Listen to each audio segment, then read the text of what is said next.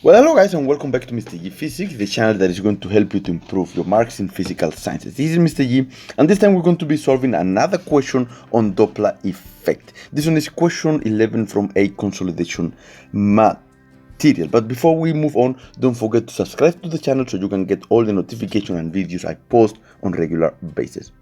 Okay, so this question says the driver of a car pulls over to the siren of a straight road and stops when he hears a siren of an approaching fire truck. As the fire trucks approach, the person hears a frequency of 660 Hz. As the fire trucks move away, the person hears a frequency of 410 Hz. Consider the speed of sound in A at 340 meters per second. Question 11.1 state the Doppler effect. And let's write down Doppler effect in a new page here. And well, here is the Doppler effect. Doppler effect is the change in frequency of sound detected by the listener because the sound source and the listener have different velocities relative to the medium of sound of propagation. There you have to mark for saying that Doppler effect is quite simple. Does the stationary person detect a longer or shorter wavelength as the fire truck moves away? Well, what is going to happen here? As the source is moving away, it's going to stretch the wave of the sound. Therefore, the listener is going to hear a longer wavelength. It's going to hear or detect a longer wavelength. Now, what is all the things you have to say to get those 3 marks? Let's write it down here. Question 11.2. First, you know it is going to be a longer wavelength. So you will get 1 mark for saying speed of sound is constant. Okay? And then you get another mark for saying that the frequency is lower and the wavelength is inversely proportional to frequency. Remember in grade 11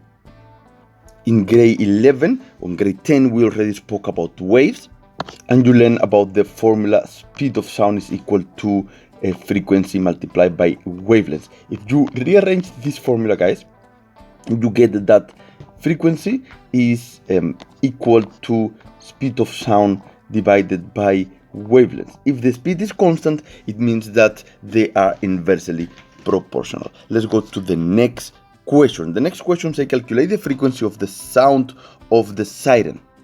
Okay, so let's track the data on this point here. The data we're going to read once more. The driver of a car pulls over to the side of the straight road and stops when they hear a siren of an approaching fire truck. As a fire truck approaches, the person hears a frequency of 460 Hz. So the frequency of the listener is equal to 460 Hz when the source approaches.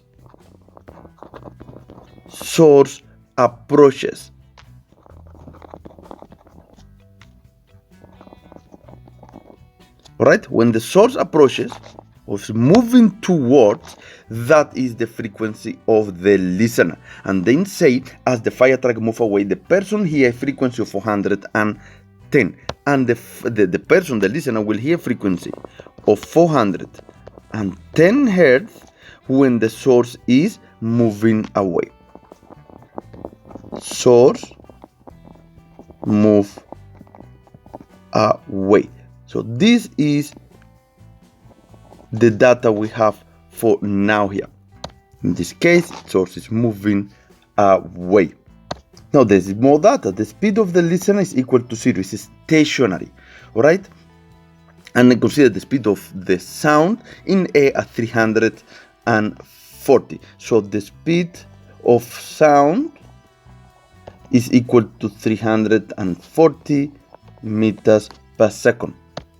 Now let's take all this data and solve this question here. This one is question 11.3.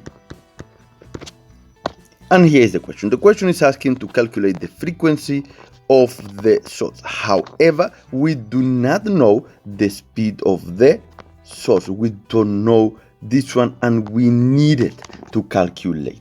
So now, not to worry. We have those situations.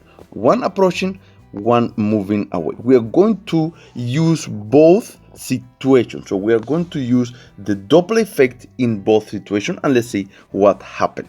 Okay, so now what is the formula for Doppler effect? And let's write it here. The frequency of the listener is equal to speed of sound plus minus the speed of the listener divided by speed of sound plus minus speed of source multiplied by the frequency of the source. This is the general equation for Doppler effect. Now we have two situations here and we have two unknown.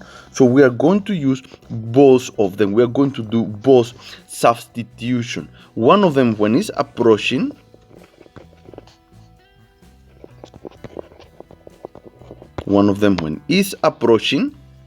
okay, we did here, move away, approaching here.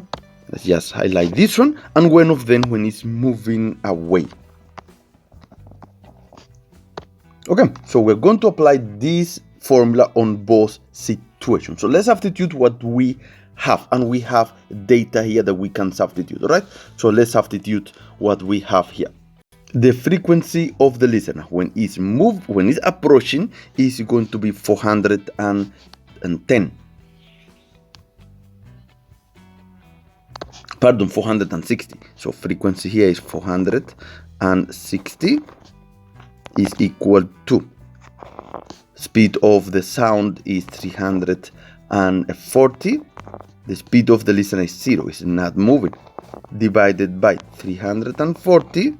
Remember, when it does approach is minus speed of the source, everything multiplied by the speed of the frequency of the source, which we don't know. Two unknown. And we have to stop here because we have two unknown. So we are going to do the same formula now here for when it's moving away. So this one is 410 because it's moving away is equal to 340 divided by 340. Now it's moving away. The force plus speed of the source, which we don't know, multiplied by the frequency of the source.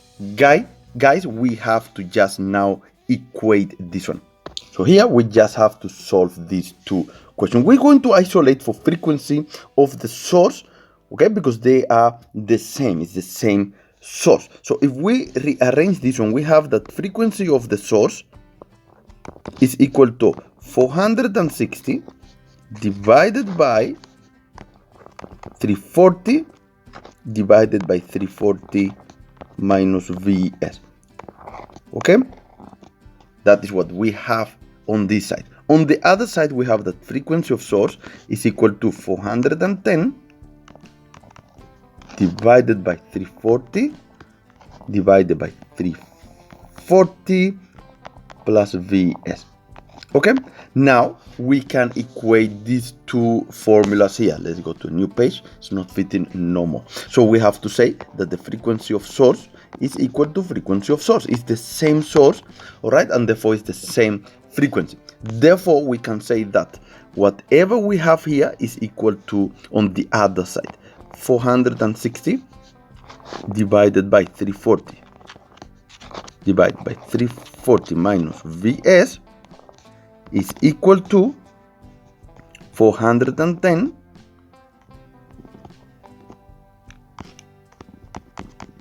divided by 340 over 340 plus Vs. We are now here, guys. Now this one is mathematics.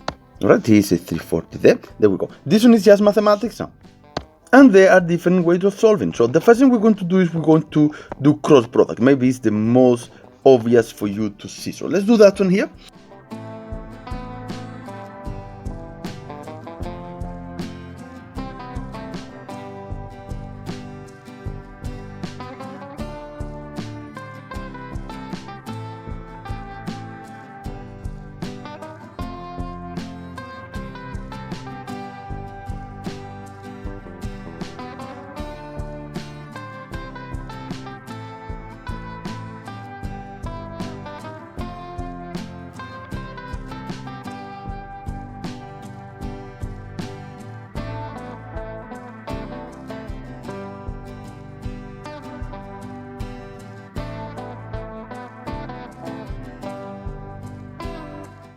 Well, after this one, you will get that the speed of the source is equal to 19.54 meters per second. Guys, we have now the speed of the source. We are not done. We have to substitute. Now, we are going to substitute in either one of the two equations here.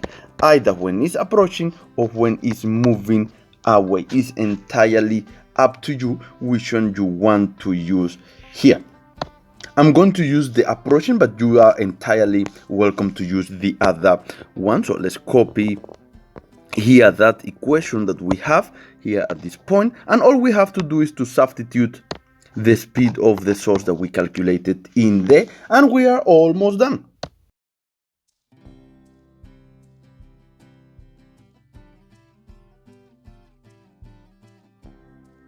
So frequency of the source will be equal to 460 divided by 1,06097. Frequency of source is going to be equal to 433.56 hertz. This is the end of the question. This is one of the most difficult questions you will encounter because it is a multiple equation you have to work with simultaneously, but you can still get marks, guys. It's not difficult to get marks. I hope it helped this solution. Let's go to the next question, which is question 11.4. And the question says, study spectral lines obtained from various stars can provide valuable information about the movement of the stars. The two diagrams below represent different spectral lines of an element. Diagram 1 is on the Earth, telling you they represent the spectrum of that element on Earth, and diagram 2 represents spectrum of the same element from a distant star. So diagram 1 is on Earth, and diagram 2 is a distant star. Distant star. That is important to know which one is on the Earth, which one is on a distant star. Now, what is going to happen? You can see here that from the Earth on the or to the start, the diagram is shifted to the red side. You can see here, all of them shifted towards the red side. Therefore, this one is a red shift. Is the star moving towards or away from the Earth? Explain your answer by referring to the spectral line. Guys, all you have to say is that the star is moving away. We can answer that one right here. Moving away. This one is 11.4.